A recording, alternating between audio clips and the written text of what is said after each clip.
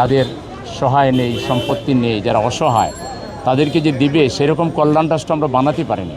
নানা ধরনের কাজের মাধ্যমে সমাজে পরিবর্তন আনা সম্ভব। আমরা ইচ্ছে পূরণ এই নামে আজকে আমাদের অত্যন্ত প্রিয় কিছু ভাই বোন যারা ইচ্ছে মতো বাজার সদাই করতে পারেন, যে মাছ কিনতে চান, 2 রকমের মাছ কিনবেন কিন্তু সামর্থ্য তো নাই, গোশত কিনতে চান কিন্তু সামর্থ্য তো নাই, মাছ কিনলে গোশত কিনতে পারেন না, গোশত কিনলে মাছ কিনতে পারেন না, চাল কিনলে ডাল কিনতে পারেন না।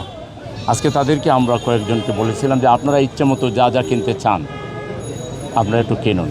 তারা চাল কিনেছেন, ডাল কিনেছেন, তেল কিনেছেন, কেউ মাছ কিনেছেন, মুরগিও কিনেছেন, মাছ মুরগি দুইটাই কিনেছেন, গরু গোশত কিনেছেন, তারপরে খেজুর কিনেছেন, শরবত কিনেছেন, যার যার ইচ্ছে মতো সেমাই, চিনি এগুলো কিনেছেন। খুব ভালো লেগেছে। আসলে মানুষ যে কত অসহায় এটা এই সমস্ত মানুষের কাছে না আসলে বোঝা যায়। আল্লাহ তাআলা পবিত্র কোরআনে বলেছেন, নাউযুবিল্লাহি মিনাশ শাইতানির রাজিম, কুনতুম খায়রা উম্মাতিন উখরিজাত লিন-নাস, তোমরাই সর্বোত্তম জাতি, তোমাদেরকে আনা হয়েছে দুনিয়াতে মানুষের সেবা করার জন্য, মানুষের কল্যাণ করার জন্য। আমরা একটা রাষ্ট্রে বসবাস করি, আমাদের দেশটা গরিব। আজকে এই রাষ্ট্রের পক্ষে জনগণকে কিছু, যাদের সহায় নেই, সম্পত্তি নেই, যারা অসহায়, তাদেরকে যে দিবে সেরকম কল্যাণ রাষ্ট্র আমরা বানাতে পারিনি। আমরা যদি রাষ্ট্রকে একটা কল্যাণ রাষ্ট্র বানাতে পারি, তাহলে যারা ডিজেবল থাকবে, প্রতিবন্ধী থাকবে, সামর্থ্যের অভাবে যাদের কষ্ট হবে, তাদেরকে রাষ্ট্রই দেখাশোনা করবে। আমরা এমন একটা রাষ্ট্র চাই যে রাষ্ট্রে কেউ না খেয়ে থাকবে না। আমরা এমন একটা রাষ্ট্র চাই যে রাষ্ট্রে কেউ অনেক কেনাকাটা করবে আর কেউ হাত পেতে বসে থাকবে, শুধু ফেল করে তাকাবে, সামর্থ্যের অভাবে কিনতে পারবে না। এরকম রাষ্ট্র আমরা চাই না। আমরা আমাদের রাষ্ট্রটাকে বদলে দিতে চাই, পরিবর্তন করতে চাই। সেই পরিবর্তনেরই একটা ছোঁয়া জাস্ট একটু আমরা আমাদের ভাইদের পাশে দাঁড়িয়ে কিভাবে তারা বাজার করে একটু দেখলাম। তারা অত্যন্ত মনের আনন্দে বাজার করেছেন এবং কেউ কেউ কেঁদে ফেলেছেন এরকম সহযোগিতা পেয়ে।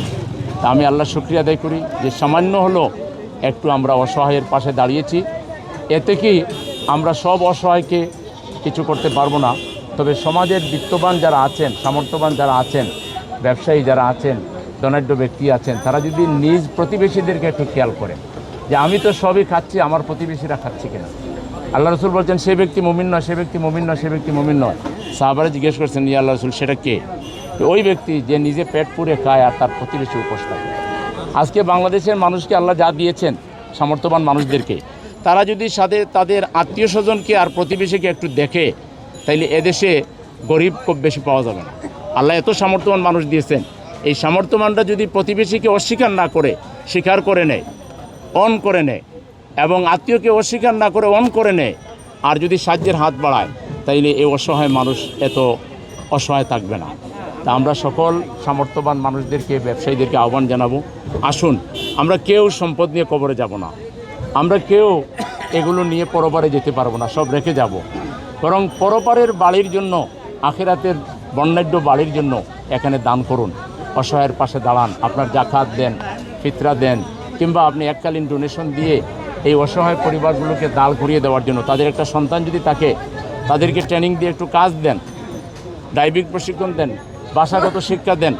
নানা ধরনের কাজের মাধ্যমে সমাজে পরিবর্তন আনা সম্ভব।